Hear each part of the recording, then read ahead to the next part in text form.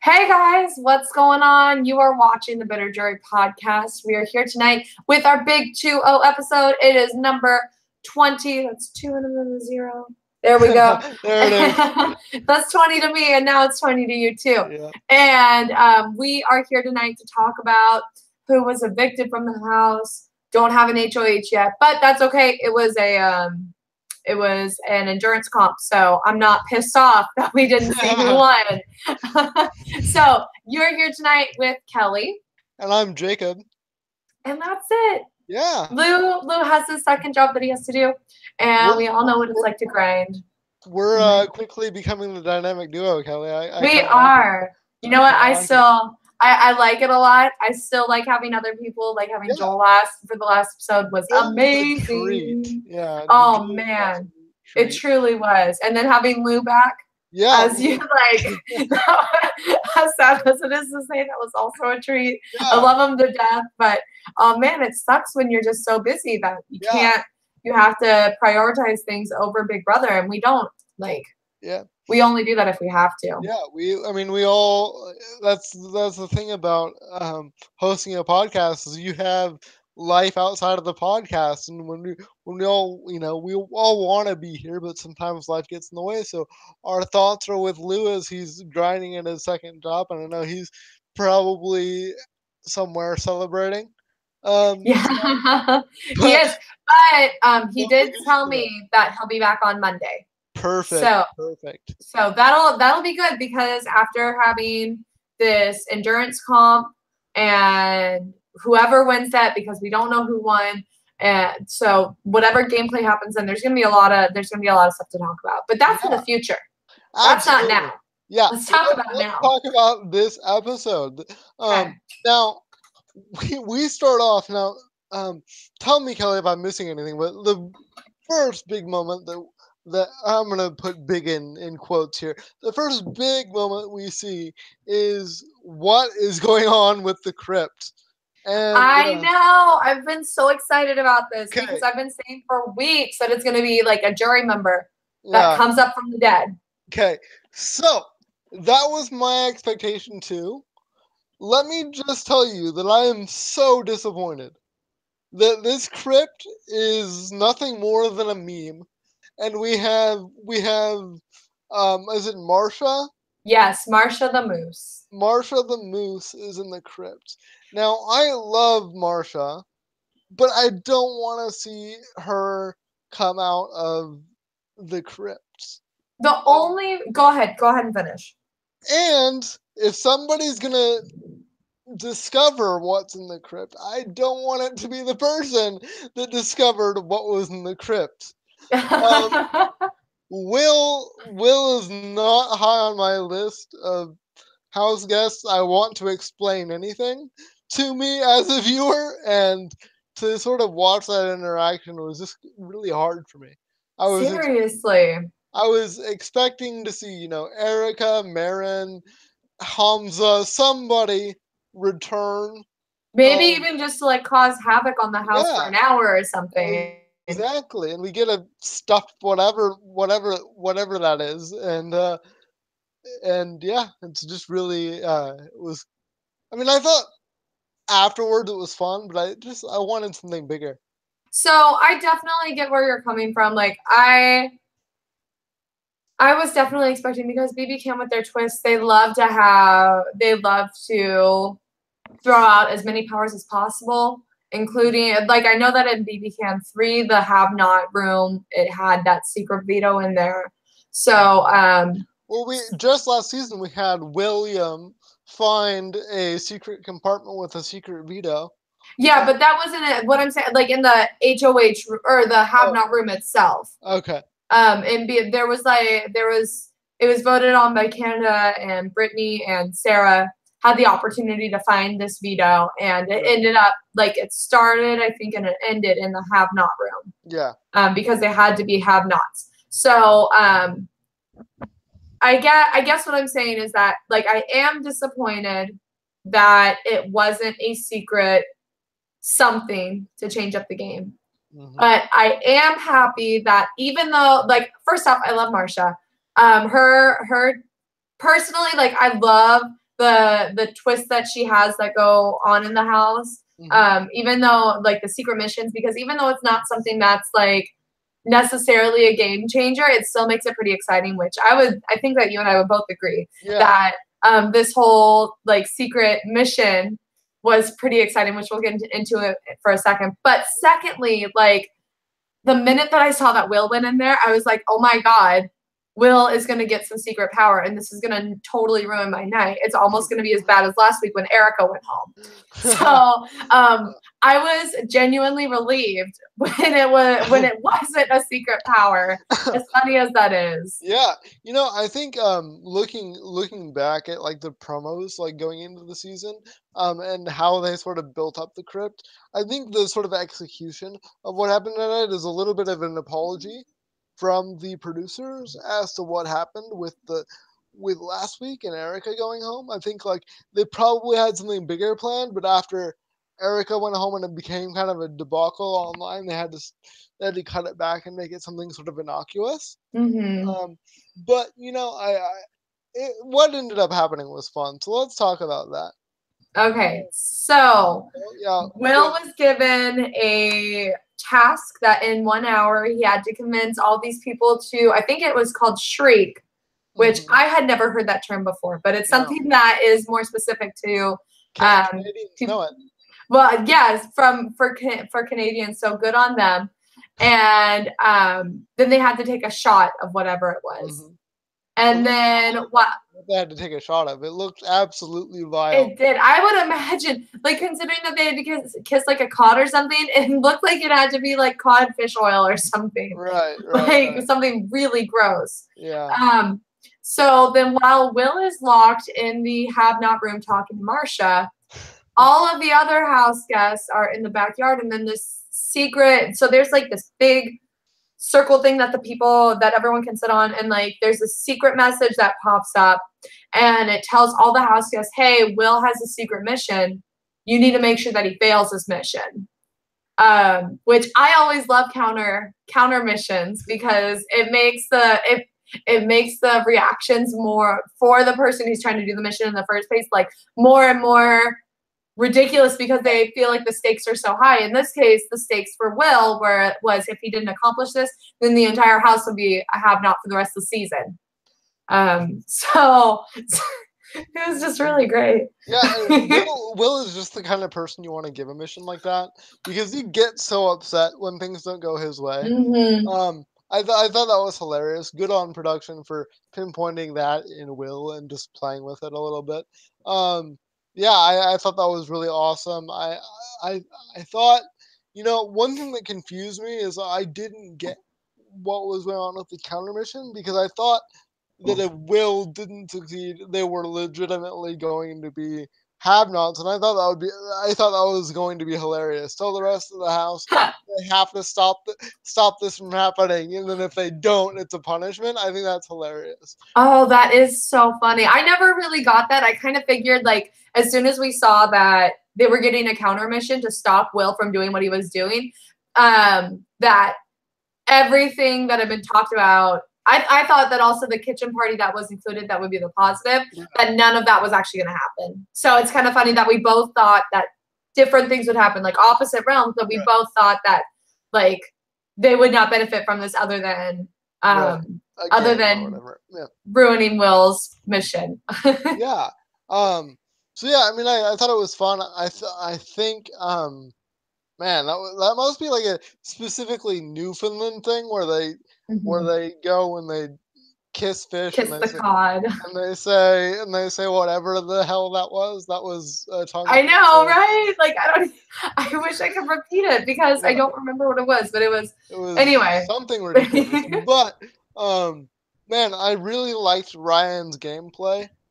His plan going into that is, I'm gonna just hide. I'm gonna hide for as long as I can, and then I'm gonna pretend like I'm having a really serious game talk with everybody while this game is going on. I thought that was really funny. That was hilarious, and I think that it was, oh man, the fact that everyone was in on it except for Will. So when he started being like, F you, like, I'm out of here, like, oh man. it was so perfect because it didn't really seem like something that Ryan would do. So it was nice to kind of see him act kind of out of character. Yeah. In the most positive way to create that camaraderie between everyone. Yeah, that was fantastic. I really enjoyed that. That was a great start to the episode. And we get to sort of see we have what really was a very intense week this week in terms of Johnny versus Ryan. I was unhappy to see both of them on the block because I drafted both of them. But we saw some back and forth, and even up to today, I had no idea what was going to happen when those votes came down. So we got to see some very last minute scrambling by both Johnny and Ryan, and they both sort of took opposite approaches here. Now we'll take a look at what Johnny did right first, I think, because I think he did a lot right when he was talking to people. I did too. And then we'll talk about maybe some things that he did wrong, and then we'll talk about what Ryan might have done right and wrong, and then we'll get to the vote. But we'll start with Johnny. What was your favorite thing from this week about Johnny's sort of approach? Give me like a list of some things that you really liked. So I really like that he didn't just lay down and die. I really like that he put in, you could tell that he was in such a tight spot that if he was going to be able to save himself, he would have to put in so much work to get to that point. And he was able to put in that work. I like that he kind of figured out that, okay, so Dayla is against me, so I need to somehow convince Olivia and Allie as well as the trio to keep me. And he utilized Allie and Olivia's advice because they started, I'm sure that I didn't see all of it, unfortunately, but I know that in the episode, Allie and Olivia were giving him advice of like what to say to like Maddie and Will, and I can't remember about Paris, but to be able to convince them to keep Johnny over Ryan. And so I think that it's kind of like, how we've been talking about Ryan says the right things, but it just, when it comes from him, it doesn't work. Johnny was saying the right things and he was saying it in the right way. So it ended up working out for the best way possible for him. Is there anything else that you wanted to add on that? Yeah, I think you summed it up pretty well. I think if Johnny wasn't happy being a house husband, I think he would be a fantastic lawyer.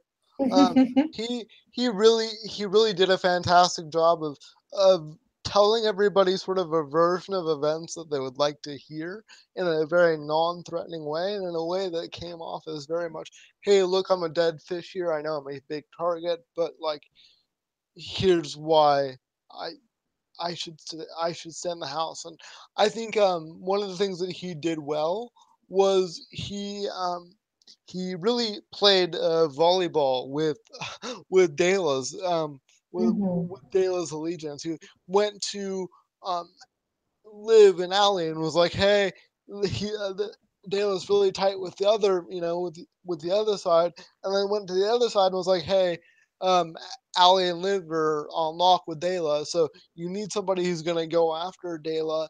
And do you really trust Ryan to be able to win something to go after Dayla? Exactly. So I think he did some things really, really well. I think one thing that I would have liked to see more out of him is utilizing the fact that he laid his game out on the line for Maddie.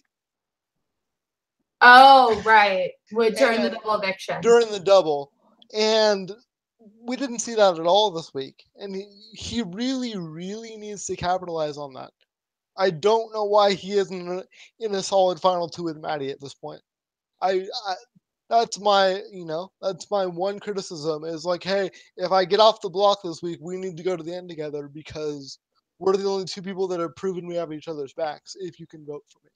No, I totally agree with that. And it's probably because, remember Joel last episode, he was talking about how things just move so quickly in that house that you kind of forget And so I almost wonder, like, because it changed so quickly from him being like on top to being public enemy number one, that he's kind of forgotten along the way, or it hasn't, or maybe, I don't want to say that he's almost given up on it, but I don't know, like, it's just, I agree with you. It's really weird that he's not bringing it up, because that's something that it should have been brought up a while ago to help create that trust between him and Maddie, and it just, from our understanding, it really hasn't. And so it should have been conversation number one after Erica left the house. Hey, like, this is another person I can use. Or even before that, like after the double. I don't know if it was brought up at all, but like I think that should have been brought up to Johnny. Should have brought that up to Maddie that way, because he's still like more in a position of power, versus after Erica's gone, like Johnny kind of knows that he's in a tight spot now. The problem with bringing it up then or before Erica leaves is that Maddie and Erica were at odds. Okay. So he couldn't do it until Erica left, and even though Erica leaving was probably the worst thing for his game, it really opens up the door to talk to talk to Maddie in a way that is new and different and exciting. Okay. But bygones are bygones, I guess, in the Big Brother house. I mean, it'll be interesting to see how he manages that relationship going forward. But so yeah, we'll move on to Ryan's approach. Sort of what we see out of Ryan in this episode, and a little bit backwards, and sort of what do we like? What do we like about what he did this week? What do you like about his sort of approach? So one of the main things that I like about Ryan's approach is that he recognizes that when you are on the block next to someone who is a bigger target, you kind of want to lay lower in the game, because if you start to freak out, then everyone, like, that kind of backlashes on you. So I do like that he didn't go around, like, correct me if I'm wrong, he didn't go around super campaigning really, really hard to make sure that he was staying. But on the flip side, that was also kind of his downfall. Right. So it was a little too much. Yeah, he the most aggressive thing he did this week was saying to Will, like, "Hey man, at least I told you that I wasn't going to vote for you. Johnny will lie to your face." And that was the most aggressive thing that he said all week, because he really felt like he was safe the whole week, because Dela, who hold all the power, all hail the king and queen, told him he was safe all week. So he felt like he didn't have to do a lot of work. One of the things I think that he had done well, but it's a bit of an overcorrection, is he's sort of realized what happens when he opens his mouth too much. And so he's like, "Hey, I'm gonna just try to be buddy with everybody." Even to the point where he was talking to Johnny, and they didn't show this in the episode, but he was talking to Johnny, and he was like, "Hey, if we know what's gonna happen half an hour before one of us gets evicted, let's just get together and spill all the tea. Because I don't, I'm not gonna be bitter. I expect you not to be bitter. If you're going home, it could go either way. It's a 50-50 thing.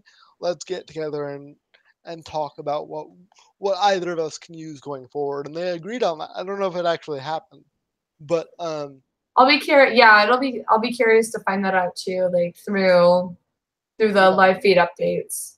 Yeah, absolutely. So yeah, I mean, I think Ryan is a little bit of a double-edged sword this week. Everything that he did right also sort of hurts him a bit, and we see that when we get to the vote. But yeah, one of the things also is that, man, like, Johnny just did an amazing job handling the grenade in the house, which is Paris right now. Like, he did a great job sort of talking about Paris in a non-threatening way when Paris is not in the room, and getting her allies to come to her and say, "Hey, you need to keep Johnny this week." Or exactly. I'm gonna keep Johnny this week. What are you gonna do? So it makes her stick out against all of her allies if she chooses not to save Johnny. Yeah, and we kind of even saw that in the episode because when Olivia tried to go up to Paris and campaign for Johnny, like when it came down to it, after Olivia left, Paris was like, "Yeah, I'm still not voting to keep Johnny, no matter what." Yeah. So that really was the only way to get through to Paris was through Maddie and Will, and which is why it was really important that Johnny went after he got Allie and Liv. He had to go for Will and then Maddie and then and I don't know if he told them to go talk to Paris or they talked to her on their own, but either way it had to come from them. And so he worked his magic. Yeah, so absolutely. Good on Johnny. Absolutely. I mean, he's making less of a skeptic out of me when it comes to his magical abilities that he taps into, man. Like, he really is somebody who can turn what should have been a 6-0 vote. Yeah, a 6-0 vote the other direction into something completely different. So yeah, let's talk about this this sort of like I was because I didn't tap into any spoilers early in the day. I was really sweating this vote. I was like, okay, either way it's gonna be 4-2, 3-3 tie, 5-1. But we see the whole house sort of flip around on a dime to save Johnny, and I still sort of can't believe it because that seems to be the worst thing for all of the house. Like, I'm happy, but why? Why did this happen? I know. No, I totally agree. And I think that when it came down to it, I don't know why maybe Kayla, like, they were just tired. She was just tired of because we all know Kayla was not Ryan's biggest fan. And so she knew that at this point that Maddie and Allie are going to be voting to keep them. So Allie and Liv are going to keep him. Maddie, Will are going to keep them, which means that Paris is going to do it because Paris doesn't want to be out from the trio. And so Kayla, at this point, she's like, well, I don't like him anyway. Yeah, I don't really like him anyway. And my vote, it won't make a difference. He's going to go home no matter what. So I might as well just vote him out too. But my question more is like, why? Okay, so why are they keeping him in the first place? Because they're idiots. Right. They're idiots. Okay. I mean that's clear. I think like Johnny is a bigger social threat. He's a bigger comp threat. He's going to win the game. Like he's going to win the game. Like then they're not going to have a cleaner shot. Maybe barring a triple. But like you really want to bank on a triple to get Johnny when he can compete. I just think this is a huge mistake. Exactly. But it blows me away, and the fact that they didn't wake up to this, like they didn't wake up to the fact that Johnny was able to flip a 0-6 vote against him. Yeah. To now it's for him. Like that in 48 hours. If that doesn't tell you how good of a player, how good of a social game he has, and that needs to be stopped for you to be able to win, then these people, they really, I don't know what other wake-up call they could possibly have. Because at this point now it's a numbers game. Did you catch the most ridiculous thing in the episode? Which part? Okay, so there was conversation going on about I think it was between Allie and maybe Paris. They were saying if we keep if we keep Ryan in this game, he's going to win. I know. Because he was on the block 4 times and they've been able to keep himself safe. Now there were situations where I think if Ryan, got to the end at this point after saving himself this week, there were situations where he could really make a case of, look, I've been a survivor all season. I've had nobody as my friend, and I made it to the end. Vote for me. But when you look at who's more likely to win between Ryan and Johnny, the answer should be clearly Johnny. Yes, absolutely. I do agree really quick, though. They made, like, some kind of a comment how if Johnny stays, then he'll be a target for next week, versus if Ryan stays, like, he'll kind of fall back to the wayside. I do agree with that, because this season is finally coming to a head where you have these two sides, and they are just itching to go at each other. Sure. So I do think that if Ryan had stayed this week, that he would have fallen back, and we would have seen, like, let's say that Liv wins the HOH this week, that she would take a shot at Dayla. Or if Kayla won the HOH this week, she would take a shot either at the threesome or the twosome. So I do agree with that aspect, but in the long run, it's still like Johnny is the bigger threat between Ryan and between the two of them. So it doesn't make any sense to me. Yeah. And they probably just tunnel vision. What are you saying? To me, it's clear, right? To me, it's clear. Anybody that's not named Kayla that wins HOH is gonna go after the showman at this point. There's no way. There's too much. Even Paris, who doesn't want to make that move, there's too much pressure from her allies at this point to take a shot at the showman, because for some reason they're big and scary. There's no way that they're not on the block. The showmans? No, I would. Sorry, the holes for no reason. I would say, like, due to recent events, like they are kind of scary. Well, yeah. I mean, okay, yeah, they did. Okay, so they did win back-to-back HOHs and vetoes, and sure, that's great. That's fine. But my argument is, okay, if you're so afraid of the showmans at this juncture of the game, why aren't they gone week 1 or 2? Like, they were showmans. By the way, I'm going to put that in quotes because I don't believe there's actually there's any sort of attraction, at least going one way. But yeah, I think they're really. I don't know why they weren't gone week 1 or 2 when Ryan was HOH, because this house is so weird. It is. I say it like every single podcast. This house is weird. We were wondering why they weren't targeted during the double, right, which they definitely should have been, and Allie and Liv decided not to do that.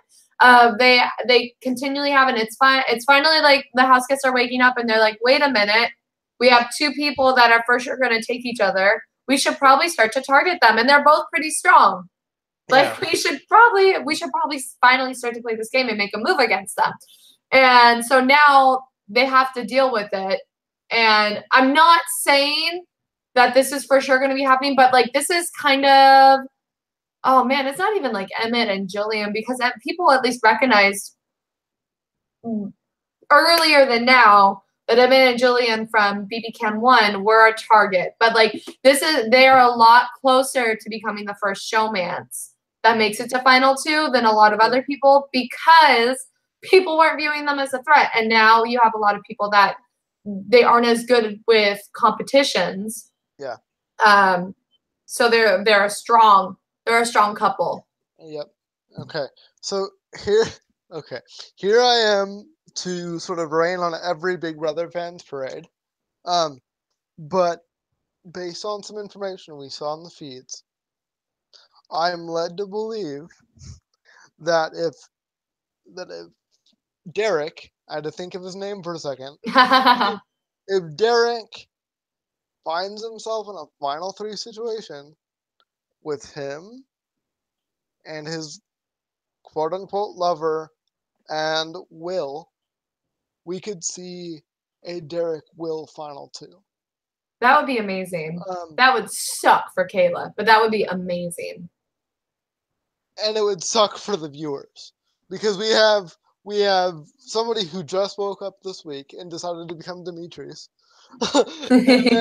and then we have Will, who is, I don't even know what to call him. Yeah, exactly. Exactly. But it seems more likely that they want to bro down. They want to be brosips. So, like, So I think it would be amazing, just because I'm feeling still pretty bitter toward Kayla and what she did to Erica. Yeah. So if she ends up getting netted, like sucks for you, girl. Absolutely. I think I want to see that move. I just don't want to see Derek and Will being in a final 2. Yeah. I would snap vote for Derek, but like, like Derek obviously should be the winner between the two of them. But there's definitely, out of everyone that's left, Olivia would be a better winner. Johnny would definitely be a better winner. Yeah. Who else is in there? Allie. Allie, Paris. Yeah. I don't know about Maddie. Will is at the bottom of my rankings right now. Is if you saw Will, okay, if Will wins BB6, I don't want to see BB7. I'm gonna say that right now. Like, I don't want to see BB7 if Will wins this season. It's the Canadian show has run its course if that's the case. I don't think that they would do that. Like, Ryan for sure would not do that. So at least that's one vote against Will. Yeah. By the way, we need to talk about the great advice that Ryan gave when Canada's dad was gonna be going home and he knew it. He was like, "Hey guys, you gotta own your lies if you want me to vote for you. You gotta lie, you gotta cheat, you gotta steal, you gotta do whatever you gotta do, but you have to own it." Yes. Which, thank the good Lord that he is the first juror, because he's somebody of a sound mind and he's not going to be bitter, regardless of whatever he said to secure a vote a couple weeks ago. Like, he's going to vote for the person that played the best game, because he is a Big Brother super fan, even though he's never watched the feeds. Oh man, yeah, that was really, and it bodes well for the rest of the jury, because usually the first person who's in jury sets a nice tone, or sets the tone, I should say, for how the rest of the jury is going to be. Yeah. So it'll be nice to see, fingers crossed, that we have a jury who is willing to look objectively at the game rather than feeling pretty bitter for being double-crossed at the last second. Now, speaking of bitter juries, since we are the Bitter Jury podcast, now we got to look back and see some of the previously evicted house guests, and I just have to say, I'm so glad that none of them are on the jury. Except Erica. Even Erica, listen. Really? Okay, go ahead. Listen, like, she is the recipe for bitter jury. If anybody has a right to be bitter, it's Erica. And I don't think, given the message that she gave, that she's quite over being evicted in that way. And I don't think a couple weeks stay in the jury house would have changed that. So if the first juror sets the tone, I don't think Erica is the person I want to be the first one out. That's a really good point. Oh man, she played so hard. She did. I'm not gonna get over it. Give her an all-star season, but don't put her on that jury. Or do the BBUS can crossover. Yes, please. Somebody casting, like, do the thing that you need to do. Everyone else, though, like, I agree with you. I am glad that they didn't make it to jury. It's such a weird, like, mix of people. I don't know, just looking back and hearing all of their messages, like, it's weird to think that we've come this far, and all these people used to be in the house. Right. And I don't know, it was kind of weird to see. And then Veronica, yeah, that's her name. She had, like, dyed her hair. And what was her, Vil? Veronica and Will. Yeah. There we go. That's what that was. Vil, yeah. So, I thought that she was trying to make herself a villain. No, I mean, she's a hot mess. She is. But yeah, I mean, I forgot about one of the house guests. I forgot about the guy who was like a salesman of some variety. And Andrew or Mikey? No. Jesse. Jesse, I forgot. Jesse. Yeah, me too. I'm glad to see what Hamza had to say. Like, he wants to see chaos, and that's what we all want to see. But, like, at this point, we have defined sides, so there's not going to be a lot of craziness unless Derek turns on Kayla. Mm-hmm. That is our last hope for crazy of the season, I think. But yeah, looking at the winning, like, looking at what we could see in combos, I really want Johnny moving forward to either make a buddy alliance with Maddie, or you gotta take Will to the final two. Like, not that he wouldn't win, mind you, but he's your best shot at being coupled up with somebody at this point. Oh, either Will or Maddie? Yep. Yeah, and it's probably between the two it's probably between the two Will, because Paris and Maddie are really close at this point. So I'm pretty sure that Johnny, because he's been talking about for weeks and weeks and weeks that he wants Maddie in the jury. Mm-hmm. Because he knows that she will respect it. At least he feels like she will respect his game. Right. So I'm pretty sure that if he has his choice, that he would want to go with Will. What if he went with, like, let's say that Olivia got evicted, or if Kayla got evicted? What if he picked up one of those instead? So, like, the other half of one of the duos. That would be fantastic. One of his best moves could be to turn on evil Johnny and get rid of Olivia, or Allie and pick up the straggler. Like next week, and say sorry, like, I had to do this for my game, yada yada yada. And I think it's going to be easier. I want to kind of transition into what was talked about at the very end of the episode. Is that okay? So at the end of the episode, it was Arissa announced that we are going to have a triple eviction. So I think it'll be easier, assuming that one of the pairs is able to save themselves through the veto, that it'll be easier for Johnny to be able to pick up one of those stragglers, because one of the pairs, if not both of them, are going to be going home. One part of the pair, at the very least, is going to be going home. So it's going to be interesting. I'm so excited now. Yeah, we are reaching to the point in the game where, like, the finals are in sight. So, like, who can you take? Who can you not take? And I think for Derek, the only answer for him to not win the game, if he gets to the final two, is he can't take Kayla with him. Cannot take Kayla. Cannot. Absolutely cannot. She's been the brains for the majority of the operation. She's had her way. So, like, yeah, if Derek is a thinking person, he needs to bro down with Will and Johnny, and, like, I have a feeling that he's gonna try to do something like that, because he wanted Jesse as his bro, and then Jesse was evicted. He's been thirsty for a bromance. Exactly. So he's gonna get something along the way, and we might not even see it. Like, between the two, Kayla will most likely be the first to go. So he might, and Derek might not even get the chance to actually Netta Kayla, because either they'll be on the block together, or one of them will be saved. Yeah. So I think that this is all just, like, wishful thinking on our behalf. Yeah, because, like, that would be the sickest move ever for Derek, and he would instantly gain my vote if he started winning competitions like Demetrius did, and then made that sick move. Like, he gets my vote. He's my favorite, and he deserves to win. Like, what if, like, Kayla did it to Derek instead? Then absolutely the same thing applies. If she can do it, she wins.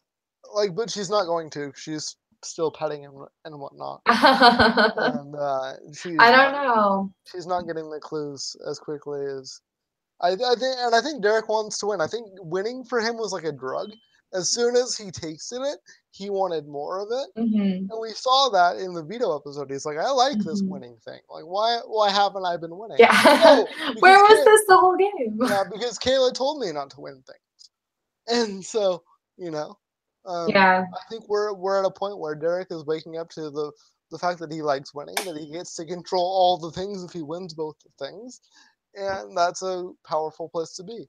He doesn't have to be Kayla's little puppy dog, and it makes for better gameplay. Oh man! Anything else, Kayla? I almost said Kayla. Kelly, you are not Kayla. Man, I'm not Kayla. No, I think I'm good. Like, this episode, it had laughs, it had strategy, it had Ryan evicted. Like it had an endurance comp at the end. Yeah. So overall, I think that it was honestly, the only part that frustrates me about the editing at this point is always when they go back and they're like, this is what previously happened on Big Brother Canada. The angle that it goes, I kind of get motion sickness, as weird as it sounds. I can get that, yeah. So because it, like, normally it would just go like straight video and then like panning around, but no, this one is at like different angles and the graphics are updated. And before, like, I used to think that it was really cool, but I think they're overdoing it just a little bit, and so I'm getting a little bit motion sickness. Right. So I would like that more if there was a little bit less. Cool. But other than that, like, I think that this episode, it was a really great episode. Yeah, it was fantastic. One thing that was sort of weird with the edit was the conversation between Paris and Olivia when they were outside on the bench. Mm-hmm. That started because Olivia was like sick and not feeling well and missing her family. Mm-hmm. And so like there was like 10 minutes of Olivia just crying into Paris's shoulder that got totally totally axed for just like hardcore, I need you to vote to keep Johnny. Wow. Which doesn't really give you the sort of the flavor of what that conversation was. Mm-hmm. So she sort of crocodile teared a little bit to get Paris maybe in a little more vulnerable position. Yeah, where she's a little bit more sympathetic, but it didn't work anyway. But but you know, I just thought that was interesting because I watched that happen on the feeds. I was like, huh, I wonder how this is gonna get edited. But you know, that is really interesting. I don't envy the editor's job. Like I couldn't do what they have to do. It's to take so many hours of footage and break it down into 45-minute episodes. Mm-hmm. Is insane, but it is. So good on them. And they seem to be, because I know in the beginning, like, we were kind of frustrated that we didn't see a lot of strategy, and they were adding in like fluff pieces for where there was strategy. And so more and more episodes are getting, or these episodes are getting more and more strategy, which I'm really, really appreciating. So thanks for upping your game, BB Can. Yeah, absolutely. Absolutely. One more thing, actually, just because I've missed her. We saw Rosina early, you know, when they were saying hello and whatnot, and she was so sweet. It was fantastic. My question for you is, are we ever going to see an older person win Big Brother? Well, definitely not BBUS. And it sucks that is what it is. But yeah, because the way that casting chooses people, like they choose them for being like the story driven, right? Rather than being a competitor. And we've seen some really great people like Rennie and like Jerry, even though I wasn't necessarily a fan of him during his season, but like he lasted pretty well, and he won like a couple seasons or a couple competitions. Jerry, I forgot about Jerry. Yeah, from BB10. This in my house. Yes, like so we see these older people who are chosen more, and I don't even like when it just older people is older than like 30. Yeah, right. If we're being honest. Yeah. So they're not chosen to be winners. Yeah. I know that like when it comes down to it, production doesn't care who wins. They want a great story. They don't care who wins. The 500,000 or the 100,000 is going to be given out to somebody. Exactly. So, yeah. But it doesn't seem like they're setting up the older people to be in a good spot to at least have a chance. Yeah. So they probably need to choose some older people who like they. Oh, technically, a little more physical. Dick Donato is an old person. Who? Dick Donato is an old person. Evil Dick. Yeah, that's a really good point. But once again, and I don't have Lou here to like sass me on this. Yeah, okay. But Evil Dick had America's player. Like Evil Dick had someone helping him along the way. And on top of that, Evil Dick was a twist. So he also had his daughter in the house.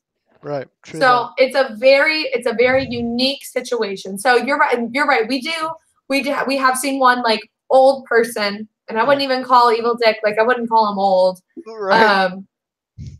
But that's a very unique situation. Like any other, like Kevin from BB19, Rosina from this season, Karen from last season for BB Camp 5, Rennie, Jerry, like all of these older people. They Chicken George. Yeah. Except Jerry, I would call him an older person. Yeah. Other than that, like they're all just chosen for more of their storytelling abilities and being good TV over being a strong competitor. Yeah, absolutely. So that needs to change if we want to see someone older make it far and actually be a threat. I want to see it happen. I want to see somebody that is older, that has some gray hairs, win this game. You know, like it's. Just I'd be down for that. All right. So with that meandering, I think like we've had a great episode. We got to see a lot happen. We got to see Ryan leave the house. I'm a little bit sad because I drafted him, but I got to see Johnny stay, and I think his long-term prospects are better. But yeah, and we are getting down to the final part of the season. So let's. We got 8 people left. Yeah, and there's a triple coming up. So, yeah, so we're gonna go down from 8 to 5. So fast. Yep. Oh man. Okay, so in that case, since there's only gonna be 5 people left, who do you think is going to be out for sure a week from today? Okay. I'm gonna try not to cheat and use duos. So I'm gonna say for sure Allie. Allie's gotta be gone. I think Will probably gonna be gone. And Kayla probably gone. Those are the 2. 3. Those are the 3 in the triple that are gonna be leaving. Oh man. So I would probably say, as much as I hate it, I kind of have a feeling that Johnny won't be making. Beast, though. I'm so like, so let's say that he wins this HOH, then he is in so much trouble because he won't have access to win the HOH, and that's one less chance for him to win safety. And so I'm really, because this HOH is an endurance comp, and I'm really worried that he won. Yep. Because if he won, I'm so worried.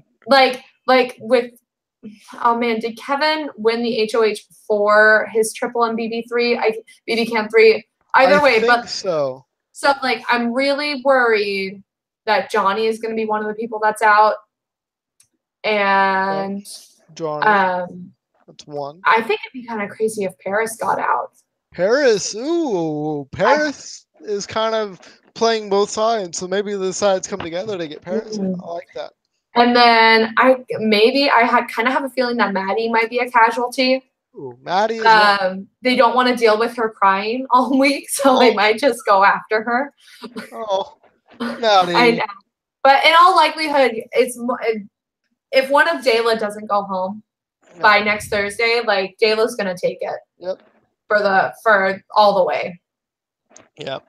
Absolutely. Absolutely. So we will be back then. Is there anything else you want to talk about? No, I think we're good. Yeah, I think we've covered all of it. Okay, so we will be back on Monday with our HOH and nominations podcast with the 2 of us and Lou. It's going to be great. And then we've kind of come to the conclusion that we're going to skip over the veto episode just because there's really it gets kind of, there's not too much that we can talk about because there's so much that goes on in between veto and HOH or veto and eviction. It just makes more sense just to only have the 2 episodes a week rather than 3. Right. So so we'll see you on Monday, and then we'll see you on Thursday after that, whatever happens during the triple. Triples are always crazy, so you can always put crazy in front of a triple eviction. I know. It's going to be, I hope that it's not as sad as the very first one when Willow went home. Like, that one was just devastating. Yeah. Because Sarah voted the wrong way. Okay, we're out of here. We are out of here. We'll see you guys on Monday. Peace out.